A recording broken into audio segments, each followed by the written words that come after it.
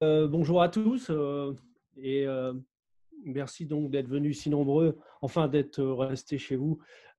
pour cette présentation de l'atelier que vous avez fait il y a 15 jours et que je vais présenter sous l'angle de la psychanalyse urbaine. Euh, mais avant cette esquisse de psychanalyse urbaine de l'arc jurassien, je tenais quand même à rappeler que les recherches que vous allez découvrir à l'instant, eh bien, elles font partie d'un plus vaste projet qui va donc consister à psychanalyser le monde entier, qu'on voit ici, qu'on voit un peu, et ce donc au travers d'un plan biquinquennal, soit 10 ans, un plan qui devrait voir son aboutissement le 24 décembre 2023. C'est un vendredi, je crois, à 23 heures à Genève devant le siège de l'ONU. Je vous invite d'ailleurs à venir nombreux puisqu'un vin chaud vous sera proposé lors de la proclamation des résultats. Alors pour l'heure, nous avons psychanalysé, on les voit derrière moi, une centaine de territoires, des gros morceaux, j'ai envie de dire, comme Marseille, Lyon, Bordeaux, Strasbourg, Bruxelles, Alger, Tunis, bientôt Montréal et Casablanca. Et nous avons été confrontés à plusieurs reprises à la problématique transfrontalière, notamment dans la ville d'Esch sur Alzette, lors de l'opération Fiat Lux pour Fiat Luxembourg. On a aussi étudié la question lors d'une opération qu'on avait baptisée la jeune Ève pour montrer le potentiel créateur de cette région, attisée par la présence du lac Léman, puisque dans le concept de Léman se cache une vraie capacité de cette région à attirer les métaux précieux et les gens qui veulent s'emparer de ces métaux précieux, ce qui cause énormément de problèmes à la fois au niveau des transports et du logement. Et dans le cadre de l'opération initiale BB, on avait essayé d'accompagner l'inauguration de la ligne de train Belfort-Bienne qui devait servir de colonne vertébrale à cette eurorégion Belfort-Bienne. Et autant, je dirais, pour la Grande Dèche, le Grand Esch, que pour GG, alias le Grand Genève, ou pour ce beau bébé, ce gros bébé que devait être ce territoire Belfort-Bienne, on a vraiment constaté une belle motivation des populations locales qui étaient, je pense, vraiment intéressées, voire attirées par cette union transfrontalière qu'on peut d'ailleurs en psychanalyse urbaine considérer comme une sorte de mariage, mariage de raison, mariage arrangé ou mariage d'amour, mais surtout, je dirais, mariage consanguin, tellement les deux conjoints de part et d'autre de la frontière franco-suisse se ressemblent au niveau linguistique, religieux, paysager, géologique, culinaire, culturel, et même, bien sûr, au niveau du caractère, puisque durant les conversations, on a souvent parlé du Jurassien comme, il faut l'avouer, comme un ours mal léché, au caractère un peu bougon, renfermé, mais qui était capable d'avoir un vrai sens de la fête, de la convivialité, et qui est surtout euh, très particulier de par son côté médiculeux, perfectionniste, poussé à l'extrême, aux limites de l'inouï, on le sait, dans le domaine de l'horlogerie. Donc, j'ai envie de dire, dans le cas qui nous occupe, l'arc jurassien, on peut dire que les raisons ne manquent pas pour procéder à ce mariage de raison, sauf que visiblement, les parents des deux conjoints en question, l'État-nation français d'un côté, la Confédération suisse de l'autre, sont, semble-t-il, attachés viscéralement à leur rejeton et n'ont de cesse, bien sûr, de mettre des bâtons dans les roues, voire des troncs entiers dans les roues, parce qu'on est dans un contexte forestier, pour empêcher ce mariage de se faire. Et ne serait-ce que par les fameux millefeuilles administratifs, hein, le millefeuille administratif français qui a bien du mal à s'adapter au millefeuille administratif suisse, le tout formant un deux millefeuilles qui va être sans doute difficile à avaler pour les populations locales. Et il est à se demander hein, s'il ne va pas falloir attendre la disparition des parents des deux conjoints, leur effondrement économique, pour permettre finalement l'émergence de ces euro-régions, à moins, bien sûr,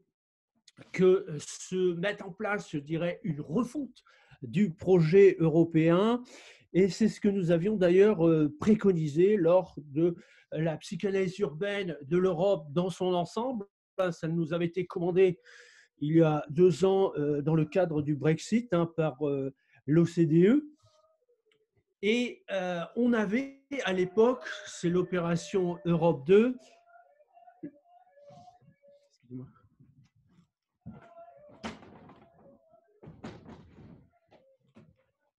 dans le cadre de cette opération Europe 2, on avait préconisé qu'autour du canton de Genève s'agglomèrent toutes sortes d'euro-régions par un système de votation, typiquement en Suisse, pour que une à une, les euro-régions s'agglomèrent autour du canton de Genève, Genève étant le support idéal de ce projet, tellement c'est une capitale financière d'envergure internationale, avec en plus un accès direct aux paradis fiscaux en l'occurrence, ce qui symboliquement est vraiment intéressant au niveau spirituel, financier et mythologique. Et c'est donc autour du canton de Genève que on proposait que s'agglomèrent d'abord l'arc lémanien, l'arc jurassien, la région Rhône-Alpes, un métacanton Zurich-Bâle, le Bade-Württemberg, la Lombardie, le Grand Est, le Benelux, le bassin parisien, le tout pouvant mettre dans le coup la Catalogne, l'Écosse et l'Angleterre, qui sera bientôt aux abois, en tout cas qui aboiera ce jour-là pour faire partie du mouvement de cette spirale Europe 2 qui pourra englober alors les pays du bassin méditerranéen et pourquoi pas le Proche et le Moyen-Orient comme sous l'Empire romain. Le tout formant une corolle de fleurs, hein, une corolle d'euro-région qu'on pourra ensuite relier à la Chine via une tige géante qui sera donc la route de la soie. Pour au final mettre des fleurs comme ça internationales, faire un bouquet final qui sera la base d'un gouvernement mondial. Alors c'est une idée qui nous était venue à l'époque de la part d'un certain Emmanuel Kant, hein, je ne sais pas si vous voyez bien l'image, voilà, dans son fameux texte Idée d'une histoire universelle au point de vue cosmopolitique, où dès 1784, il aspirait, on était en plein siècle des Lumières, à l'établissement d'une convention universelle, d'un gouvernement mondial qui permettrait d'assurer l'harmonie et le bonheur de toute l'humanité. Sauf qu'il n'aspirait pas à une sorte d'uniformisation des peuples et des habitants de la planète, mais on le voit par exemple ici, eh bien, il préconisait,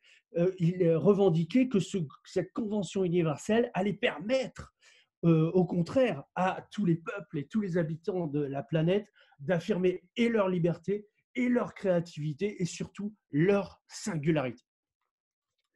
Et c'est en attendant, non pas Godot, mais en attendant que ce projet Europe 2 se mette en place, que notre mission, votre mission, si vous l'acceptez, va consister à affirmer l'identité de l'arc jurassien,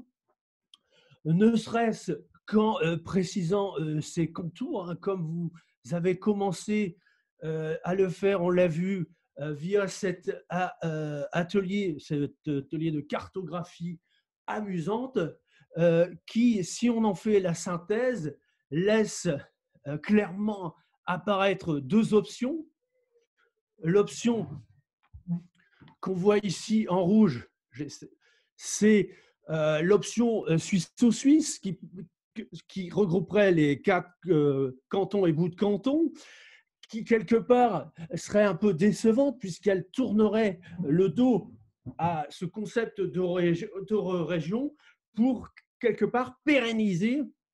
le danger de bunkérisation, de fermeture sur elle-même qui menace la Suisse et qui s'est par exemple exprimée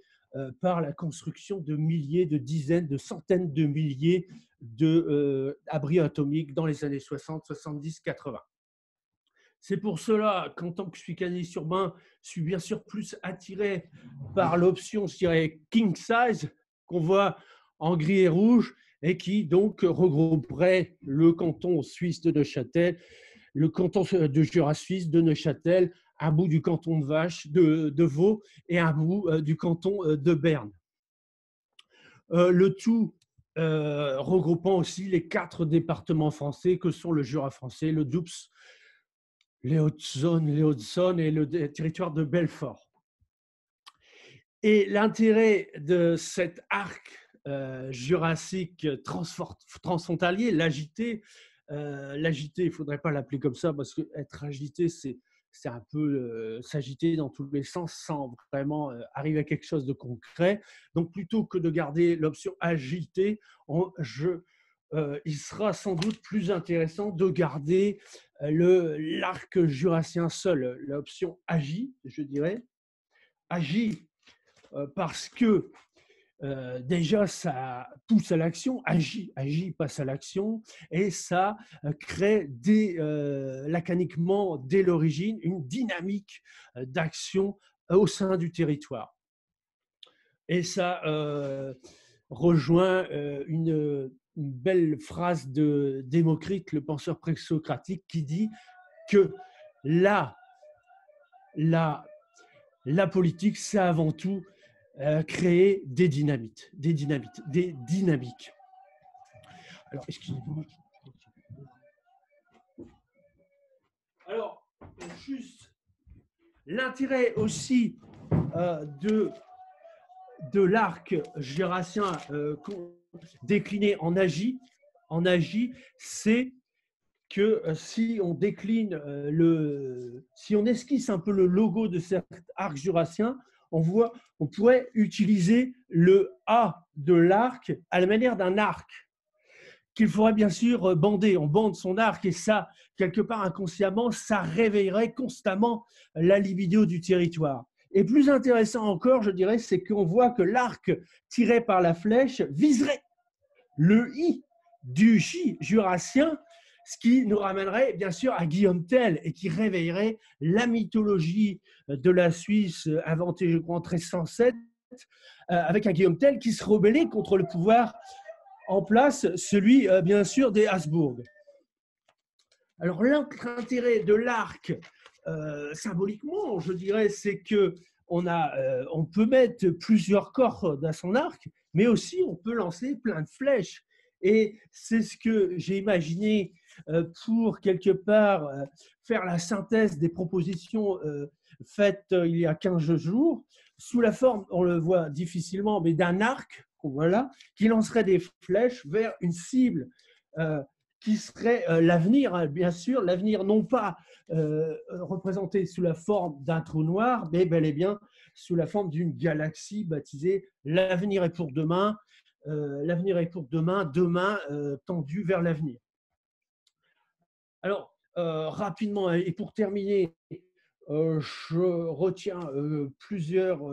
quelques idées fortes, notamment le passage du concept de l'ours mal léché à l'arc bien fléché par toutes sortes de projets, de propositions qui, mises bout à bout, je ne sais pas si vous voyez, forment une sorte de soleil qui éclairerait l'avenir. La deuxième proposition, c'est de basculer du concept de time is money, le temps c'est de l'argent, à time is honey. Time is honey, le temps c'est du miel. Il va falloir calmer le jeu au niveau du temps, s'apaiser, être dans le slow motion, slow food. Et c'est pour cela que dans ce cadre, l'idée de faire basculer, on la voit ici, attendez, je vais essayer de la retrouver, la Watch Valley en No Valley. Watch Valley, la vallée de la montre en No Valley. Pourquoi No? Pour Non-Obsolescence Valley. C'est-à-dire que vous comme moi, vous savez que ce qui fait la force de l'arc jurassien, c'est cette espèce d'aristocratie ouvrière qui a atteint un niveau de compétence inouï au niveau de l'horlogerie. Sauf que c'est pour construire, fabriquer des montres de luxe, et ces montres de luxe, dans le contexte d'effondrement économique généralisé, vont être vécues comme des provocations pour les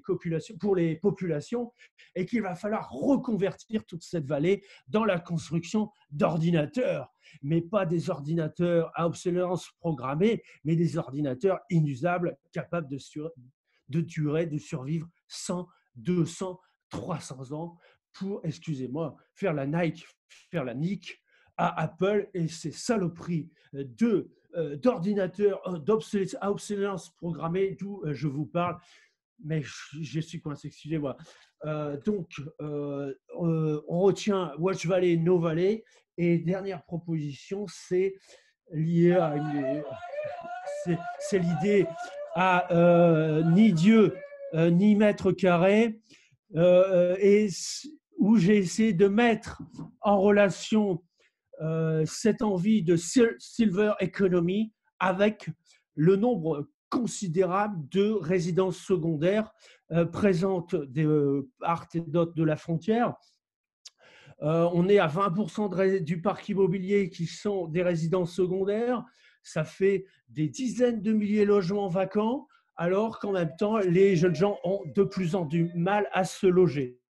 Alors, c'est pour cela que je préconise d'opérer, ça ne va pas être facile à assumer politiquement, eh bien, une réquisition de toutes ces résidences secondaires pour en faire des colocations intergénérationnelles où les anciens se mélangeront avec les jeunes gens, ils leur apprendront la vie et les jeunes gens entameront une sorte d'exode urbain, ils se rendront à la campagne où ils pourront réquisitionner les terres habituellement dédiées au tourisme, qui va devenir aussi obsolète dans le cadre de l'effondrement généralisé, pour lancer l'agriculture bio, pour finalement rendre l'arc jurassien autonome au niveau alimentaire. Même une problématique au niveau de l'autonomie énergétique va être peut-être corrigée par un programme de reforestation. Et pour terminer rapidement, va se poser, on la voit ici, le choix d'une capitale. Ça pourrait être La Chaux-de-Fonds, ça pourrait être Neuchâtel ou pire encore Besançon pour se tourner vers TGV, vers Paris. Mais justement, il va falloir couper le cordon ombilical avec l'État jacobin. C'est pour cela qu'après concertation, je proposerais plutôt Saint-Thyrien. Saint-Thyrien, pourquoi ? Parce que c'est à cet endroit qu'est née la confédération, la fédération autoritaire. C'est là qu'est née la pensée anarchiste en 1872, et c'est cette pensée anarchiste qui flotte dans la région, qu'il va falloir revitaliser, réétudier dans le cadre de ce projet de territoire. Et une des dernières, la toute dernière, je vous promets, proposition, c'est bien sûr assez vite de lancer une monnaie locale, l'ARC, dont on voit ici quelques billets qui ont été dessinés par Irénée. La monnaie locale permettant à la fois de se créer une identité, favoriser les circuits courts et relancer l'économie. Voilà, je crois que j'en ai terminé. Je voulais juste remercier les organisateurs de m'avoir permis de faire cette synthèse qui, je l'espère, va pouvoir dynamiser vos échanges. Est-ce que vous avez des questions ?